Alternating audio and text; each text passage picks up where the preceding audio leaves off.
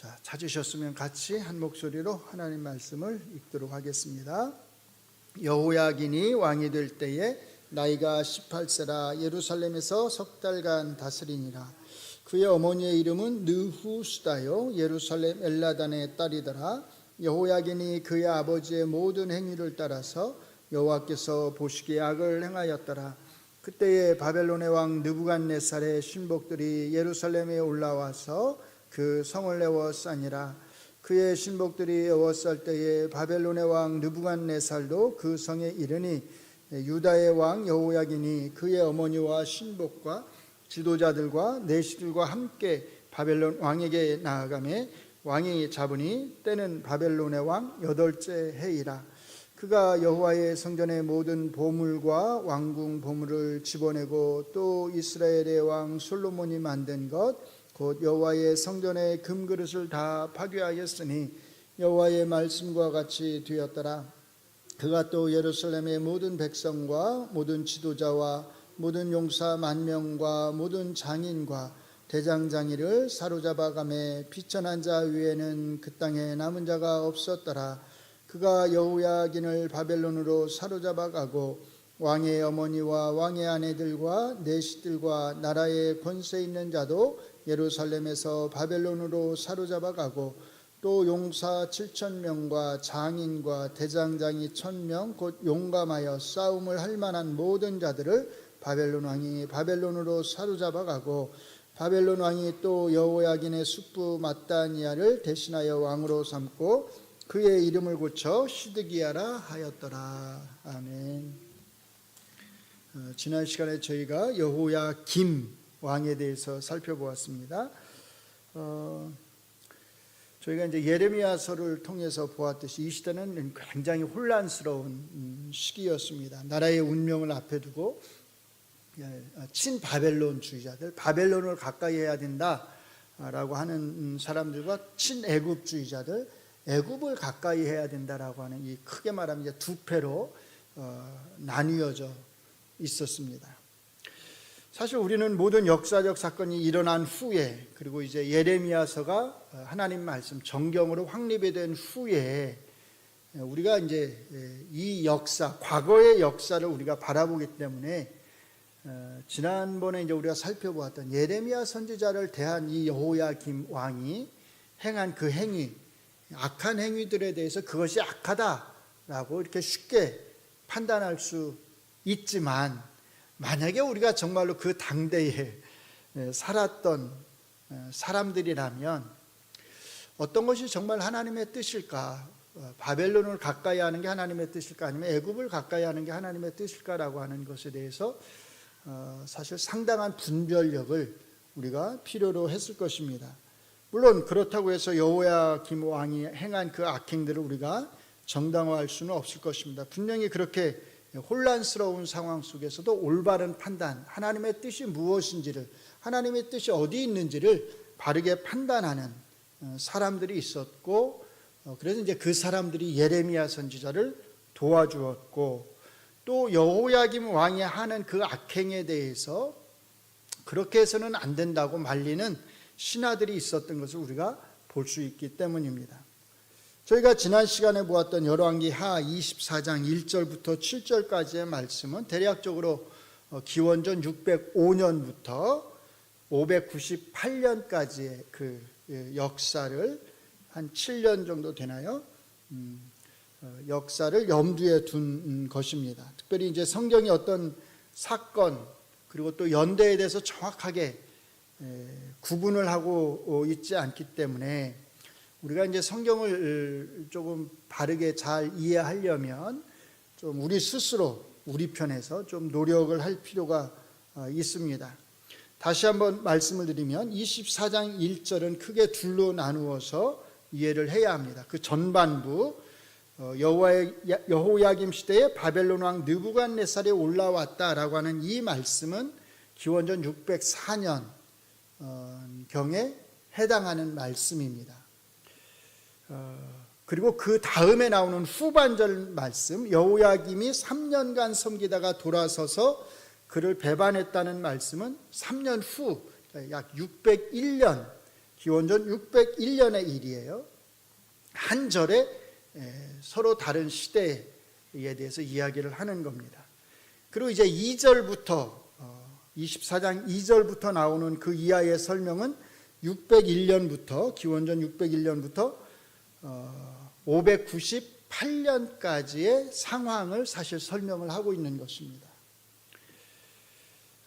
지난 시간에 말씀을 드렸듯이 그래서 1절의 그 전반부 604년 또는 이제 605년경인데 그때 이제 바벨론의 1차 침입이 있었던 것입니다.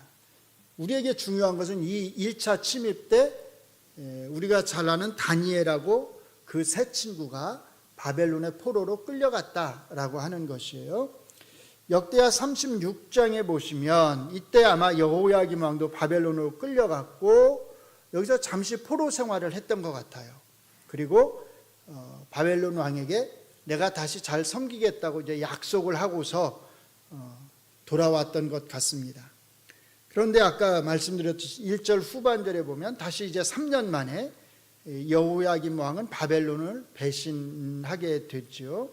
그래서 다시 기원전 이제 598년 말에 바벨론의 느부갓네살 왕이 2차로 남유다를 침략하게 됩니다. 지난 시간에 저희가 여호야김 왕의 악행과 관련해서 두 가지 사건을 예레미야서에서 살펴보았습니다. 하나는 여호야김 왕이 백성들을 어떻게 혹사시켰는지를 보았습니다.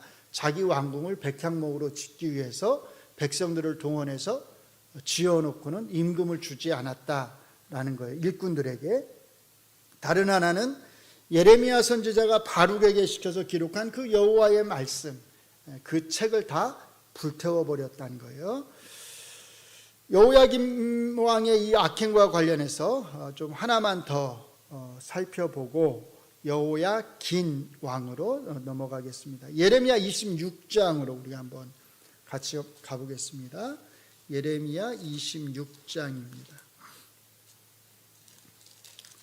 자, 1절을 보시면, 자, 1절을 같이, 구약성경 1092페이지입니다. 1절을 같이 읽습니다. 유다왕 요시야의 아들 여호야김이 다스리기 시작한 때에 여호와께로부터 이 말씀이 임하여 이르시되, 이렇게 말을 합니다. 자, 여기 보시면 여호야김이 다스리기 시작한 때 이렇게 말을 하니까 요시야 왕이 죽고 여호야김이 다스리기 시작한 때나 마찬가지거든요. 물론 그 사이에 여호아하스가 있긴 하지만 3개월밖에 다스리지 않았으니까. 그러니까 이때가 몇 년도냐면 기원전 609년 상황인 것을 알 수 있습니다. 예레미야 선지자는 예루살렘 성전을 의지하면서 이 성전이 있는 한 우리는 망하지 않는다라고 주장하는 그 거짓 선지자들, 또 제사장들, 고관들을 향해서 지금 예루살렘 성전에서 하나님 말씀을, 하나님의 심판을 선언을 하는 거예요. 조금 내려가셔서 26장 6절을 봅니다. 같이 읽습니다. 내가 이 성전을 실로같이 되게 하고 이 성을 세계 모든 민족의 저주거리가 되게 하리라 하셨느니라. 이 성전을 실로같이 되게 하겠다, 그 말은 의미는 뭐냐면 이 성전을 헐어버리겠다라는 거예요. 성전과 관련된 것을 좀 알고 싶으신 분들은 예레미야 7장을 보시면 됩니다. 그러면 여기에 보면 너희는 이것이 여호와의 성전이라 여호와의 성전이라 여호와의 성전이라 하는 거짓말을 믿지 말라는 말씀이 나와요. 여호와의 성전이니까 무너지지 않을 거다 이렇게 말하는 걸 믿지 말라는 거예요. 딱 거짓말이라는 거예요. 여호와의 성전이 무너질 거다, 파괴될 거다 이렇게 말을 하는 겁니다. 예레미야 7장이 그 거짓 선지자 여호와의 성전을 의지하는 자들에 대한 심판의 말씀을 잘 우리에게 말해주고 있습니다. 마찬가지예요. 여기 예레미야 26장 6절에서 내가 이 성전을 실로같이 되게 하겠다라고 하는 말씀이 바로 이 성전을 무너뜨리겠다는 말씀입니다. 자, 이 예레미야 선지자의 선포에 대해서 8절을 보시면 사람들의 반응이 나옵니다. 사람들이 어떻게 반응하냐면 이 예레미야 선지자의 말을 듣고서 예레미야 선지자를 잡아서 죽이려고 합니다. 그러니까 이들이 보기에는 예레미야 선지자는 나라의 반역자이고, 그 다음에 이 성전이 무너질 것을 예언하는 성전을 모독하는 자에 불과했던 것입니다. 여호와의 임재를 나타내는 이 성전이 어떻게 무너질 수 있겠느냐, 황폐하게 될 수 있겠느냐라는 거예요. 그래서 그 다음에 나오는 내용이 뭐냐면, 이 예레미야 선지자를 살려야 되느냐 죽여야 되느냐, 어떻게 해야 되느냐에 대한 이야기가 나옵니다. 자, 그리고 쭉 뒤로 가시면 이제 17절에 그 지방 장로 중 몇 사람이 일어나서라고 하는 말이 나와요. 사람들에게, 예루살렘 성전 앞에 모여있는 사람들에게 설명을 하는 거예요. 이 장로들이. 자, 첫째, 크게 두 가지를 설명하는데, 첫째, 히스기야 왕 시대에 미가 선지자가 예루살렘 성전에 대해서 좋지 않은 예언을 했는데, 히스기야 왕이 이 미가 선지자의 예언을 듣고서 그를 죽이지 않고 오히려 그를 살려두고 미가 선지자의 그 예언을 귀담아 들었다는 거예요. 그래서 어떻게 됐어요? 재앙을 피했다는 겁니다.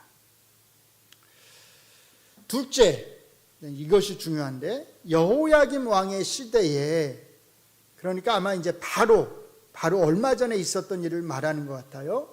스마야의 아들 우리야라고 하는 선지자가 있었는데, 20절에 보시면 이 우리야는 예레미야 선지자하고 동일한 예언을 했습니다. 그러니까 이 성전을 의지하지 말라는 거였죠. 바벨론에 의해서 이 성전이 파괴될 수 있다고 예언을 한 겁니다.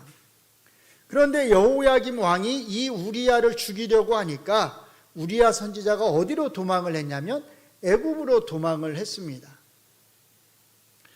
이 우리야 선지자는 어떻게 되었을까요? 그 다음에 보시면 여호야김 왕이 군사를 애굽에 보냅니다. 그리고 애굽으로 도망한 우리야 선지자를 잡아오게 합니다. 그리고 표현이 그래요. 왕이 이 우리야를 칼로 죽였다. 애굽으로 도망한 선지자를 칼로 왕이 잡아와서 죽였습니다. 어떤 왕이에요? 여호야김 왕. 사실 이 지방의 장로 중 몇 사람이 일어나서 한 말은, 이 장로들이 하고 싶었던 말은, 히스기야 왕이 여호와의 성전에 대한 좋지 않은 예언을 했을 때 그 말을 귀담아 듣고 회개했을 때 여호와께서 재앙을 내리지 않았던 것처럼 예레미야 선지자의 말을 귀담아 들어야 된다라고 사실 말을 하고 싶었던 거예요. 그런데 여호야김 왕은 오히려 반대로 쫓아가서 도망한 선지자를 잡아다가 죽였다라는 겁니다. 그래서 열왕기하 24장 4절에 보면 여호야김 왕에 대해서 이렇게 얘기해요. 또 그가, 즉 여호야김 왕이 무죄한 자의 피를 흘려서 그의 피가 예루살렘에 가득하게 했다. 그래서 여호와께서 사하시기를 즐겨하지 않았다. 이 무죄한 자의 피 가운데 누구의 피가 있겠어요? 우리야 선지자의 피가 여기에 해당이 되겠죠. 그러니까 여호야김 왕은 우리가 지난번에 살펴보았던 그런 악행만 행했던 것이 아니라 여호와의 선지자를 잡아다가 칼로 죽이는, 무죄한 자의 피를 흘리는 이런 용서할 수 없는 악행까지 범했던 것을 우리가 알 수 있습니다. 한 가지만 조금 더 말씀을 드리면, 아까 저희가 예레미야 26장을 봤죠. 27장을 한번 보시기 바랍니다. 바로 다음 장 예레미야 27장 1절을 보시면 이렇게 돼 있어요.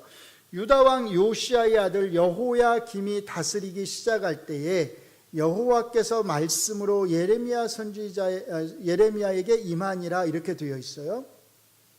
자, 그런데 한 절 건너서 3절을 보시면 또 이렇게 말합니다. 유다의 왕 시드기야를 보러 예루살렘에 온 사신들의 손에도 그것을 주어 에돔의 왕과 모압의 왕과 암몬 자손의 왕과 두로의 왕과 시돈의 왕에게 보내며 이렇게 돼 있어요. 자, 1절은 어느 왕으로 돼 있죠? 여호야김 왕으로 돼 있어요. 3절은 어떤 왕으로 돼 있죠? 시드기야 왕으로 돼 있어요. 이게 지금 어떤 상황이냐면 바벨론의 왕이 이제 쳐들어올 것 같으니까 그 주변의 여러 나라들, 에돔, 모압, 암몬, 두로, 시돈 왕들이 남유다의 왕에게 사신을 보낸 거예요. 그래서 우리가 힘을 합쳐서 같이 막아내자, 이렇게 이제 연합군을 만들자, 이렇게 사신을 보낸 거예요. 문제는 뭐냐면 어느 왕 때 이 사신을 보냈느냐라는 거예요. 1절은 여호야김 왕의 시대라고 말하고 3절은 시드기야 왕의 시대 때 이런 일이 있었다는 거예요. 그러면 어느 왕 때 일어났을까요? 실제는. 자, 27장 12절을 보시면 이렇게 또 말합니다. 내가 이 모든 말씀대로 유다의 왕 시드기야에게 전하여 이르되, 이렇게 되어 있죠.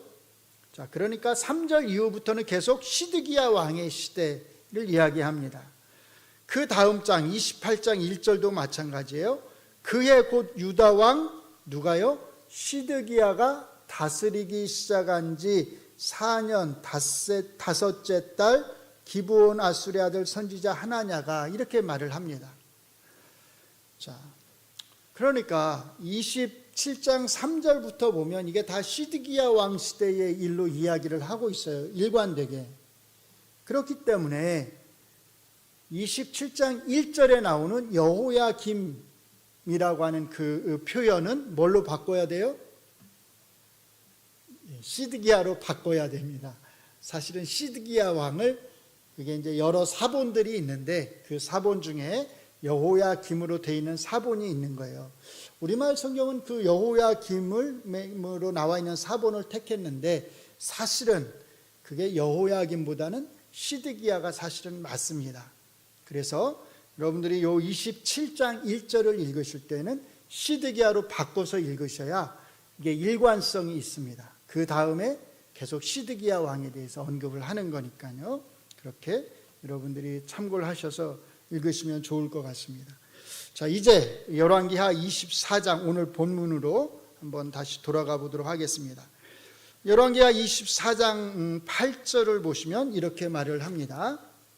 여호야긴이 왕이 될 때의 나이가 18세라. 예루살렘에서 석 달간 다스리니라. 그의 어머니의 이름은 느후스다요 예루살렘 엘라단의 딸이더라. 여호야긴은 여호야김 왕의 아들입니다. 앞에서 이제 여호야김 왕이 바벨론 왕을 잘 다스리다가 3년 만에 배반을 했다고 그랬잖아요. 이때가 601년경이라고 말씀을 드렸어요. 자, 그러니까 이제 바벨론의 느부갓네살이 군대를 보내서 남유다를 공격을 하게 합니다. 처음에 느부갓네살은 이 전쟁에 참여하지 않고 군대만 보냈어요. 그리고 이제 시간이 지나서 598년이 됐을 때 느부갓네살이 이제 남유다로 오게 됩니다. 아마 이때 여호야김 왕은 죽었을 거예요. 갑자기 여호야김 왕은 죽게 되었을 것입니다. 근데 이때 느부갓네살 왕의 그 바벨론 군대만 온 건 아니에요. 그 주변에 여러 군대들이 함께 연합군으로 왔습니다. 24장 2절을 보세요. 여호와께서 그의 종 선지자들을 통하여 하신 말씀과 같이 갈대아의 부대와, 갈대아의 부대란 말은 바벨론 부대를 말합니다. 바벨론 부대와 또 아람의 부대와 모압의 부대와 암몬 자손의 부대를 보냈다고 말을 해요. 그러니까 연합군이 함께 남유다를 쳐들어온 거죠. 그래서 결국 598년 12월에 2월경에 여로보암 왕이 죽고 그 아들 여호야긴이 대신해서 왕의 자리에 오르게 됩니다. 오늘 본문의 8절 말씀에 따르면 이때 여호야긴 왕의 나이가 18살이었다고 말을 합니다. 자, 그런데 역대하 36장으로 한번 가보겠습니다. 역대하 36장 9절 709페이지입니다. 구약성경 709페이지 역대하 36장 9절입니다. 구약성경 709페이지. 찾으셨으면 같이 한 목소리로 읽겠습니다. 시작. 여호야긴이 왕위에 오를 때의 나이가 8세라 예루살렘에서 석 달 열흘 동안 다스리며 여호와 보시기에 악을 행하였더라. 자, 여기 보시면 여호야긴이 왕이 될 때 몇 살이었다고 말하죠? 8세, 8살. 아까는 몇 살이라고 그랬죠? 18살. 열왕기는 18살이라고 말하는데 역대기는 8살이라고 말을 해요. 자, 그러면 몇 살이 맞을까요? 몇 살 때 왕이 됐을까요? 8살 때 왕이 됐을까요? 아니면 18살 때 왕이 됐을까요? 열왕기하 24장 9절을 한번 보시기 바랍니다. 24장 9절 열왕기하 오늘 본문은 같이 읽습니다. 여호야긴이 그의 아버지의 모든 행위를 따라서 여호와께서 보시기에 악을 행하였더라 이렇게 말해요. 여호야긴 왕이 3개월밖에 통치하지 않았는데 뭐라고 평가하냐면 악을 행했다 이렇게 말해요. 자, 8살짜리 왕이 여호와 보시기에 악을 행할 수 있었을까요? 아마 8살이면 제대로 사실 통치하기도 쉽지 않았을 거예요. 누가 대신해서 사실 통치를 해야 됐을 겁니다. 그러니까 아마 이 정도 여호와 보시기에 악을 행했다라고 하는 표현이 나오려면 8살보다는 몇 살이 가능성이 많아요? 18살이었을 가능성이 많겠죠. 또 하나 15절을 같이 한번 봅니다. 24장 15절입니다. 같이 읽습니다. 그가 여호야긴을 바벨론으로 사로잡아 가고 왕의 어머니와 누구요? 왕의 아내들과 이렇게 말을 해요. 왕의 아내들과. 왕의 아내라고도 말을 안 하고 복수예요. 왕의 아내들. 그 말은 아내가 왕이니까 아내가 한 명이 아니라 여러 명이 있었다는 거죠. 그러니까 이때 여호야긴이 왕이 되어서 3개월 통치할 때 그는 이미 결혼을 했었고 아내가 여러 명이 있었다는 것을 알 수 있죠. 자, 그러면 8세가 낫겠어요? 18살, 18세가 낫겠어요? 18살이 맞을 것입니다. 그러니까 역대하 36장 9절에 있는 그 8세라고 하는 이 표현도 사본상에 아마 오류일 것입니다. 그러니까 거기를 읽으실 때도 그렇게 읽으시면 안 되고 18세로 바꿔서 읽으시는 게 사실은 좋을 거예요. 자, 아까 말씀드렸듯이 598년에 바벨론과 다른 연합군들이 남유다를 침략해 왔고 이제 그해 12월에 여호야긴 왕이 죽었습니다. 그리고 이제 3개월을 여호야긴이 통치를 했으니까 597년 2월이나 3월경에 이 여호야긴은 포로가 되어서 바벨론으로 끌려가게 됩니다. 이때가 바벨론 2차 포로예요. 2차 포로. 그러니까 1차 포로가 605년 또는 4년, 2차 포로가 597년경입니다. 12절, 14절, 16절에 보면 이때 끌려간 사람들의 그 신분, 어떤 사람들이 몇 명이 끌려갔는지가 나와요. 10,000명 이상이 끌려간 것을 알 수 있습니다. 우리에게 중요한 것은 이 2차 바벨론 포로 때 에스겔 선지자가 포로로 끌려갔다는 것을 기억하는 게 사실은 중요합니다. 자, 그래서 에스겔 1장 1절로 3절을 같이 봅니다. 같이 읽을게요. 30째 해 넷째 달 초 닷새에 내가 그발 강가 사로잡힌 자 중에 있을 때에 하늘이 열리며 하나님의 모습이 내게 보이니 여호야긴 왕이 사로잡힌 지 몇 년요? 5년 그 달 초 닷새라. 갈대아 땅 그발 강가에서 여호와의 말씀이 부시 아들 제사장 나 에스겔에게 특별히 임하고 여호와의 권능이 내 위에 있으니라 이렇게 말합니다. 에스겔 선지자가 있는 곳은 그발 강가였단 거예요. 이곳에 많은 포로들이 함께 살고 있었습니다. 그래서 시편 137편 1절을 보시면 우리가 바벨론의 여러 강가 거기에 앉아서 시온을 기억하며 울었다라고 하는 표현이 나옵니다. 바로 그 강가들이 그발 강가였다는 것을 우리가 알 수 있습니다. 그리고 이때가 여호야긴 왕이 사로잡힌 지 5년입니다. 597년에 사로잡혔으니까 그 후 5년이면 592년이 되겠죠. 그리고 그 후 5년 후에 이제 나라가 또 망하는 겁니다.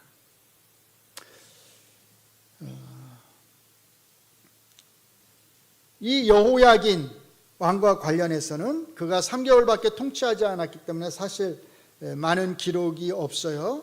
한 군데 예레미야서에 보면 이제 언급이 나오는데 22장 24절로 30절을 한번 같이 보시겠습니다. 예레미야 22장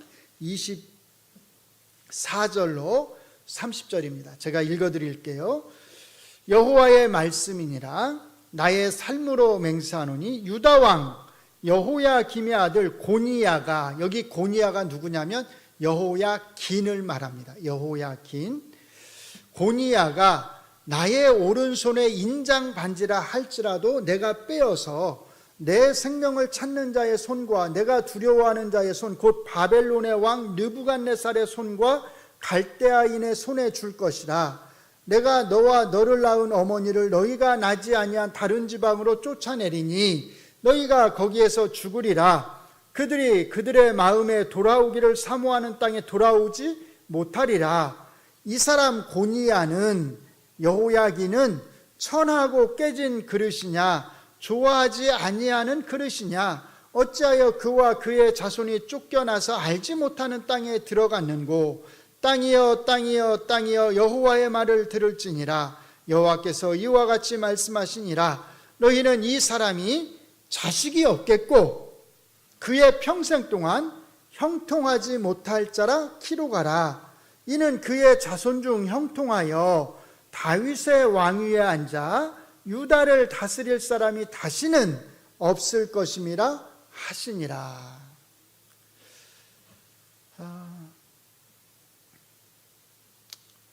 이 예언의 말씀은 아마 기원전 597년 초에 있었을 것입니다. 여호야긴이 왕이 된 지 얼마 되지 않아서 이 예언이 있었을 거예요. 여기 여호야긴 왕의 이름이 고니야로 나옵니다. 역대상 3장 16절에서는 여고냐로 나왔어요. 여고냐. 그러니까 여고냐, 고니야, 여호야긴, 이게 다 같은 사람인 것을 알 수 있어요. 이 예언의 포인트는 크게 두 가지입니다.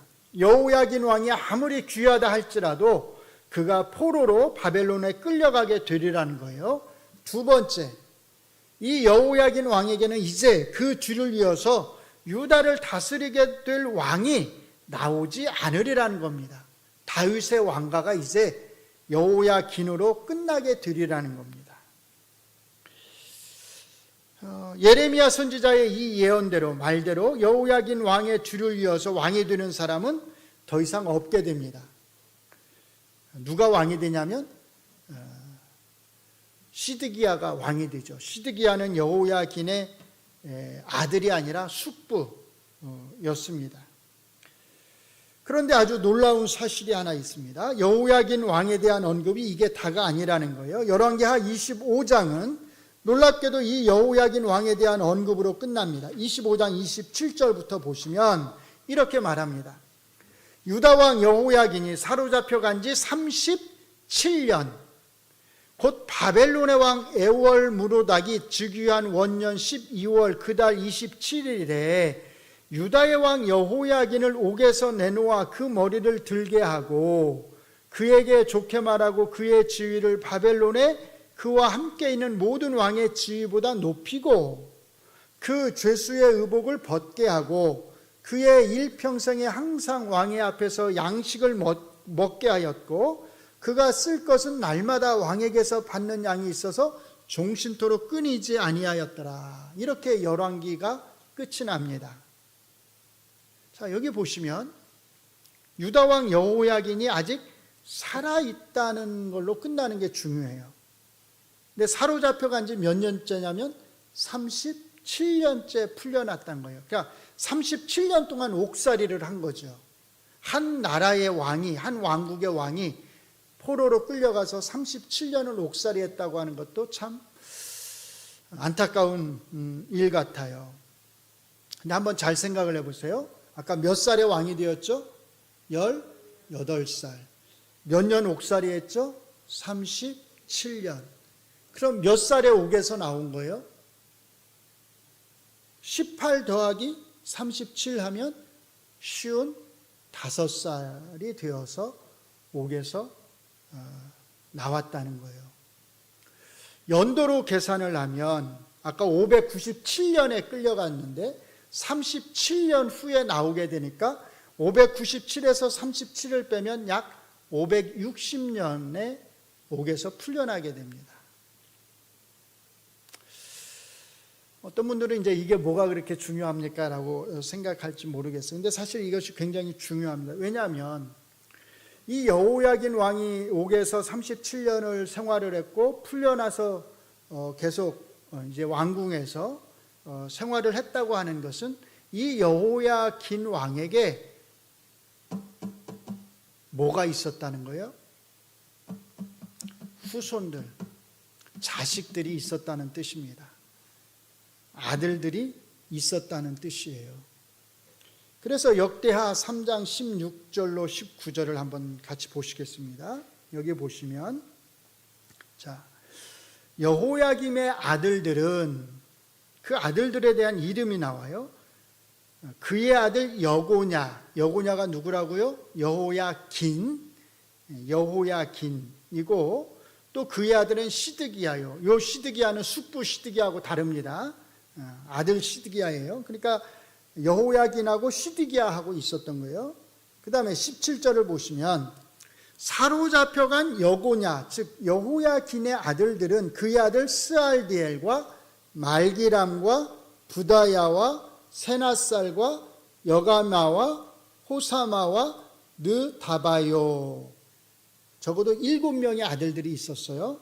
그 다음에 19절 보시면 부다야의 아들들은 누가 있어요? 스룹바벨과, 많이 들었죠? 유다 백성을 포로에서 데리고 오는데 지도자 역할을 했던 바로 그 스룹바벨이에요. 스룹바벨과 시므이요, 스룹바벨의 아들은 무슬람과 하나냐와, 이렇게 해서 그 족보가 나옵니다. 이게 여호야긴으로 이어지는 아들들의 족보예요. 마태복음 1장 12절을 보시면 바벨론 포로기의 족보에 대해서 이렇게 말합니다. 바벨론으로 사로잡혀간 후에 여고냐는, 즉 여호야긴은 누굴 낳았어요? 스알디엘을 낳고 스알디엘은 스룹바벨을 낳았다, 이렇게 말을 해요. 역대하하고 비교를 하시면 조금 이상합니다. 왜냐하면 아까 역대하에서는 스룹바벨이 누구의 아들이었냐면 부다야의 아들이었다고 말을 하거든요. 근데 마태복음은 부다야의 아들이 아니라 스알디엘의 아들이라고 말을 합니다.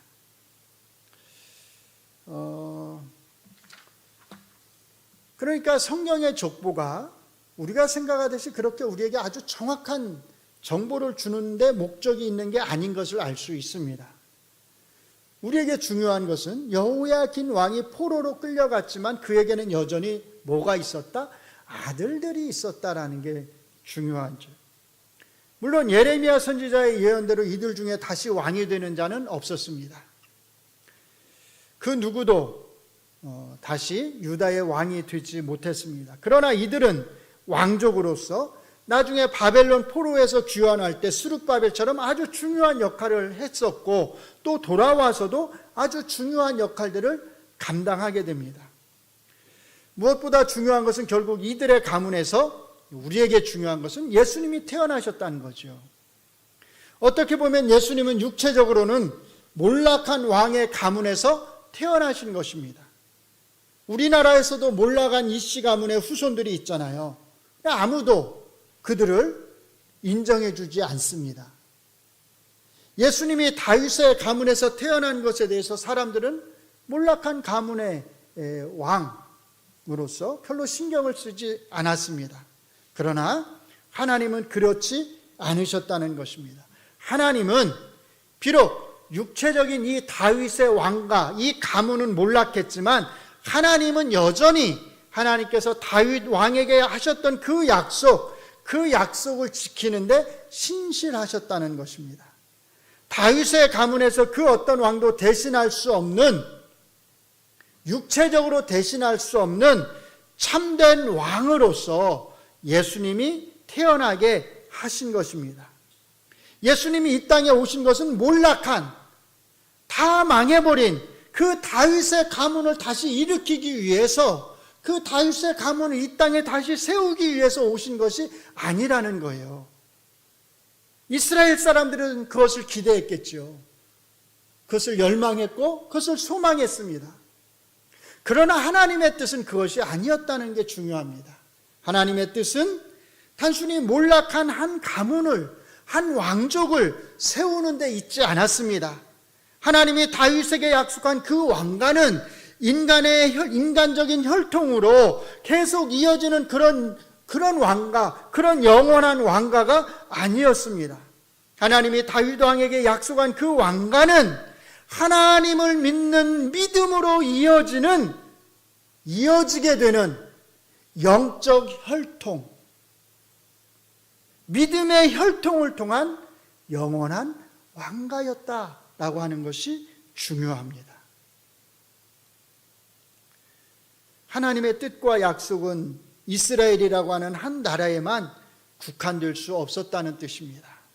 물론 한때 이스라엘이 한 민족으로서 하나님의 구원 역사 속에서 귀하게 쓰임받은 것은 사실입니다. 그러나 하나님의 뜻은, 하나님의 약속은 그 한 민족을, 한 왕가를 초월하는 것이었습니다. 왜냐하면 하나님은 이스라엘만의 하나님이 아니라, 하나님은 유다만의 하나님이 아니라 만국의 하나님이시며, 예수님은 유다만의 왕이 아니라, 이스라엘만의 왕이 아니라 만왕의 왕이셨기 때문입니다. 그러므로 우리는 성경을 읽으면서 하나님의 계시가 어떻게 한 나라를 넘어서 확장되어 가는지, 하나님의 계시가 넓혀져 가는지를 볼 수 있어야 합니다. 하나님의 계시가 어떻게 이스라엘이라고 하는 한 나라를 넘어서 전 세계로, 온 세상으로 확장되어 가는지를 우리가 볼 수 있어야 한다는 뜻입니다. 하나님의 계시가 확장되는 그 중심에, 하나님의 계시가 확장되는 그 중심에 예수님의 십자가와 부활이 있고, 그 확장의 어느 지점에 바로 저와 여러분의 구원이 있기 때문입니다. 그래서 우리가 하나님의 역사하심을 제대로 이해하면, 이 하나님의 놀라운 역사하심을 우리가 정말로 제대로 이해하려면 어느 한순간의 역사적 성공, 누가 잘 되고 또 역사적 실패, 누가 잘못되는 거, 누가 복을 받고 어느 나라가 복을 받고 어느 나라가 멸망하는가, 이것만을 바라보아서는 안 되고 이 전체적인 역사를 이끌어 가시는 하나님의 지혜, 이 지혜를 우리가 볼 수 있어야 합니다.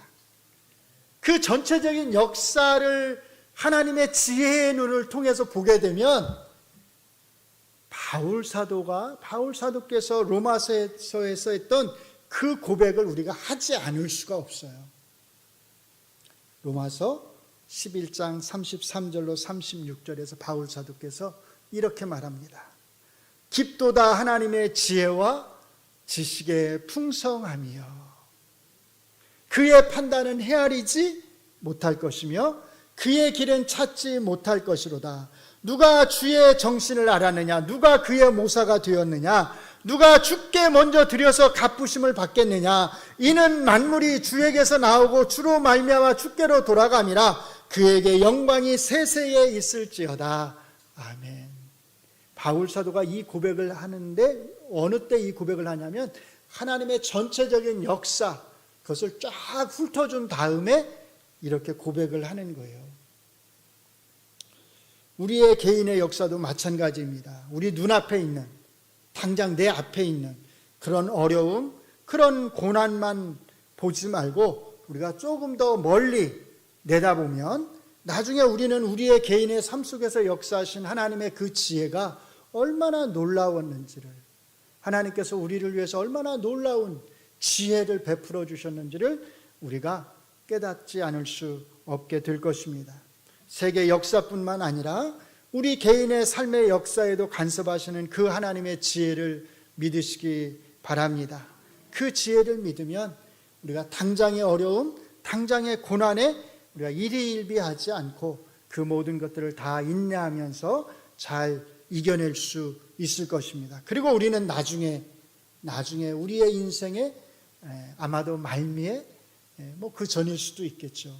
우리는 바울 사도와 같이 함께 고백하지 않을 수 없을 것입니다. 깊도다 하나님의 지혜와 지식의 풍성하며 그의 판단은 헤아리지 못할 것이며 그의 길은 찾지 못할 것이로다. 기도하겠습니다.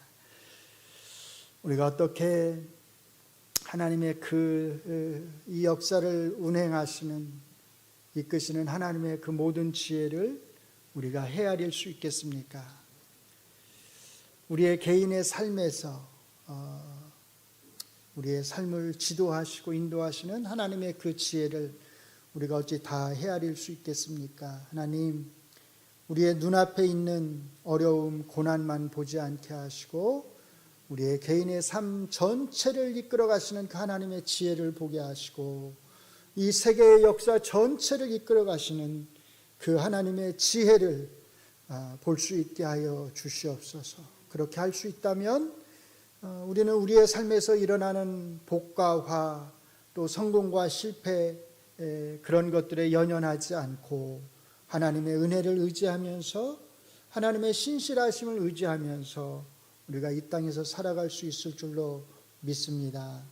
우리에게 우리의 부족함을 살펴주셔서 이 모든 것들을 깨달아 알 수 있는 지혜를 허락하여 주시옵소서. 예수님 이름으로 기도합니다. 아멘.